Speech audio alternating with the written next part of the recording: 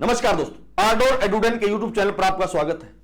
आज हम पढ़ेंगे आर्टिकल नंबर 17 और इससे पहले हमने आर्टिकल 12 भी किया है, 13 भी किया है, 14, 15 और 16। आज बात करेंगे आर्टिकल नंबर 17 की, लेकिन उससे पहले थोड़ा सा यह जान लेते हैं कि आर्टिकल 12 में क्या किया था, 13 में क्या किया था, 14 में और 15 और 16, इन पांचों आर्टिकल में हमने क्या किया था। जैसे हमने आपसे बात की आर्टिकल नंबर 12 की, और आर्टिकल 12 में क्या कहता है।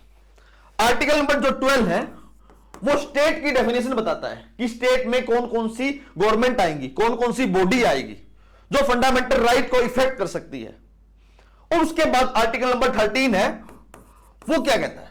जो आर्टिकल नंबर 13 है वो सुप्रीम कोर्ट और हाई कोर्ट इन दोनों को एक पाथ प्रोवाइड करता है, पावर देता है कि कोई भी बॉडी, कोई भी स्टेट अगर फंडामेंटल राइट को वायलेट करता है तो आप इस पावर का, इस आर्टिकल का यूज करके उसको नल एंड वॉइड, उसको खारिज कर सकते हो। और जब हमने पहले फंडामेंटल राइट टू इक्वलिटी उसकी बात की थी, तो उसमें सबसे पहला जो आर्टिकल था वो आर्टिकल 14 था, समानता का अधिकार देता है। एक बहुत बड़ा लॉ है और उस लॉ में सभी लोगों को बराबर रखता है, कोई गरीब है, कोई अमीर है, एमपी है, एमएलए है, उन सबको सेम रखता है, जो आर्टिकल नंबर 14 है। और जब हमने आर्टिकल 15 की बात की थी तो 15 में यह बताया था किसी के साथ भेदभाव नहीं होगा, और उस भेदभाव के लिए 5 ग्राउंड भी बताए। अगर 5 ग्राउंड के बेसिस पर किसी के साथ भेदभाव होता है तो उसका फंडामेंटल राइट वायलेट होगा, और उसका फंडामेंटल राइट वायलेट हुआ तो वो सुप्रीम कोर्ट और हाई कोर्ट जा सकता है। और सुप्रीम कोर्ट जाने के लिए उसको आर्टिकल नंबर 32 का यूज करना होगा, और हाई कोर्ट जाने के लिए उसको आर्टिकल नंबर 226 नंबर आर्टिकल का यूज करना होगा। यह बेसिक था, हमने पढ़ लिया था। और इसके बाद जो आर्टिकल नंबर 16 है वो क्या कहता है। आर्टिकल नंबर 16 सभी लोगों को समान अधिकार है सरकारी जॉब पाने का, और इसमें 4-5 सब क्लोजेस भी थे। उन क्लोजेस को भी देखा था हमने। यह सिर्फ सरकार के ऊपर एप्लीकेबल है, किसी प्राइवेट इंस्टीट्यूशन पर आप इसको एप्लीकेबल नहीं कर सकते। इसी के साथ आज आर्टिकल नंबर 17 की शुरुआत करते हैं। आप सभी से रिक्वेस्ट है, आप आर्डोर एडुडेन के यूट्यूब चैनल को सब्सक्राइब कीजिए और हमें सपोर्ट कीजिए। आर्टिकल नंबर 17 की बात करते हैं। आर्टिकल नंबर 17 अनटचेबिलिटी के बारे में बताता है। आखिरकार अनटचेबिलिटी है क्या। अगर अनटचेबिलिटी का मतलब देखें तो अपर कास्ट कम्युनिटी टारगेट करती है लोअर कास्ट कम्युनिटी को। आप वहां मत जाइए, आप यहां नहीं बैठ सकते, इन सभी बातों को लेकर जिसको पहले बोला जाता था छूत अछूत। और ये बातें आज से नहीं है, मॉडर्न इंडिया की बात नहीं है ये। जब हम ऋग्वेद मतलब एंशिएंट हिस्ट्री की बात करते हैं तो वहां से एक वर्णा सिस्टम डेवलप हुआ था, और उस वर्णा सिस्टम के बाद कास्ट सिस्टम भी डेवलप हुआ। यानी मध्यकालीन भारत में आते हैं, मध्यकालीन इतिहास पढ़ते हैं तो वहां भी कास्ट सिस्टम देखा जा सकता था। और जब हम मॉडर्न इंडिया की बात करते हैं, मॉडर्न हिस्ट्री की बात करते हैं, जहां ईस्ट इंडिया जो कंपनी थी इंडिया पर रूल किया, उसने भी अनटचेबिलिटी के साथ कोई पंगा नहीं लिया, क्योंकि वो जानते थे अगर हम इसको लॉ बनाएंगे तो हमें वापस जाना पड़ सकता है। और जब डॉक्टर भीमराव अंबेडकर जी संविधान बना रहे थे तो वहां भी उन्होंने यह ध्यान रखा कि अनटचेबिलिटी को बिल्कुल खत्म कर दिया जाए। उसके लिए ही आर्टिकल ऐड किया गया, फंडामेंटल राइट ऐड किया गया, आर्टिकल नंबर 17। अब यह जानना जरूरी है कि जो आर्टिकल नंबर 17 है वो क्या कहता है। आर्टिकल 17 अनटचेबिलिटी को रोकता है, वो किसी भी फॉर्म की अनटचेबिलिटी हो, और उसके लिए आपको पनिशमेंट भी मिल सकती है। लेकिन एक बात यह आती है कि क्या जो आर्टिकल नंबर 17 है वो स्टेट के लिए है, यानी सरकार के लिए है? नहीं, वो सभी के लिए है। कोई प्राइवेट पर्सन हो या फिर कोई सरकारी आदमी हो, उन सभी के लिए यह लॉ एप्लीकेबल होता है। आर्टिकल नंबर 17 दो तरीके से काम करता है। जो पहला तरीका है वो आर्टिकल नंबर 17 रोकता है, फॉरबिड करता है कि अनटचेबिलिटी नहीं होनी चाहिए।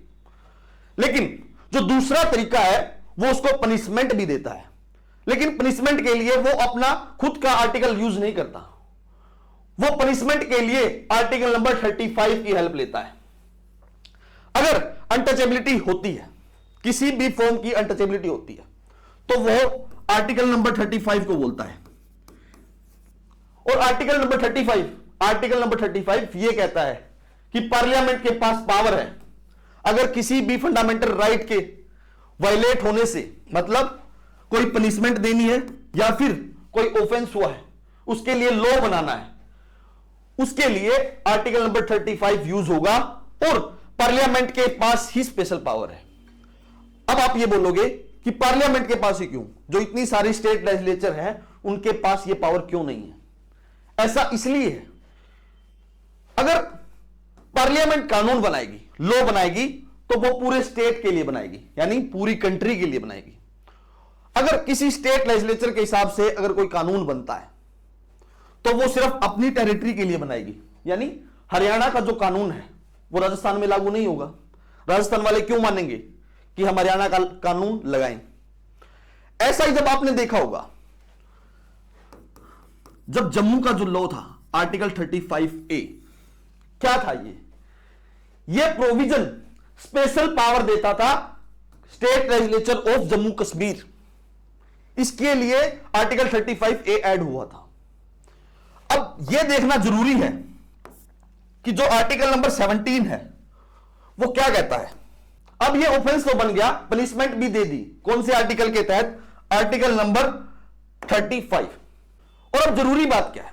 जरूरी बात यह है, हमने आर्टिकल 35 का यूज किया अनटचेबिलिटी को रोकने के लिए, अनटचेबिलिटी को रोक देंगे, लेकिन उसके लिए भी कानून बनाना पड़ेगा, और वो कानून पार्लियामेंट ने बनाया। और उस कानून का नाम क्या था, उस एक्ट का नाम क्या था? Untouchability offence act 1955। लेकिन इसमें बहुत सारी कमियां थी और उसके लिए कमेटी भी बनाई गई, committee on untouchability economic education development of scheduled caste. एक स्पेशल कमेटी बनाई गई। आप इस लॉ को जानिए और इसमें क्या क्या बदलाव हो सकते हैं। और इसकी रिकमेंडेशन के बाद 1976 में, और उस लॉ का नाम ही बदल दिया, प्रोटेक्शन ऑफ सिविल राइट बना दिया, प्रोटेक्शन ऑफ सिविल राइट 1955। लेकिन मैं आपको एक चीज यहां बताना चाहता हूं, क्या जो अनटचेबिलिटी है उसको डिफाइन किया गया है? उसको कहीं भी डिफाइन नहीं किया गया। अनटचेबिलिटी सिर्फ वर्ड लिखा हुआ है और आज तक उस पर इतनी इंटरप्रिटेशन भी नहीं हुई है। सुप्रीम कोर्ट के द्वारा इंटरप्रिटेशन इस हिसाब से की गई है कि जो हमारी सोसाइटी है वो मजबूत बनी रहे, वो आगे काम करे, हमारे डेवलपमेंट के लिए काम करे। अब जिसके साथ अनटचेबिलिटी होती है उनके लिए कानून जरूरी है, फंडामेंटल राइट का जानना जरूरी है, अवेयरनेस बहुत जरूरी है। अब ये सारे कानून अनटचेबिलिटी को कहां कहां रोकते हैं कि अनटचेबिलिटी ना हो? अगर कोई पब्लिक प्लेस है या फिर कोई प्लेस ऑफ वर्शिप है, कोई मंदिर है, मस्जिद है, या फिर कोई पब्लिक रेस्टोरेंट्स है, वहां पर इस आर्टिकल को यूज करके अनटचेबिलिटी को ना होने देना इस एक्ट का बहुत बड़ा चैलेंज है। अक्सर आपने सुना होगा अनटचेबिलिटी कई बार रूरल एरिया में देखने को मिल जाती है। उन सभी को अवेयरनेस होनी बहुत जरूरी है ताकि अनटचेबिलिटी एकदम से रुक पाए और जो हमारा समाज है, जो हमारा इंडिया है, जो कंट्री है, वो इकोनॉमिक डेवलपमेंट की ओर चले, इस सोशल डेवलपमेंट की ओर चले, ताकि हम भी डेवलप्ड नेशन बन पाए। Thanks to all and please subscribe to our door.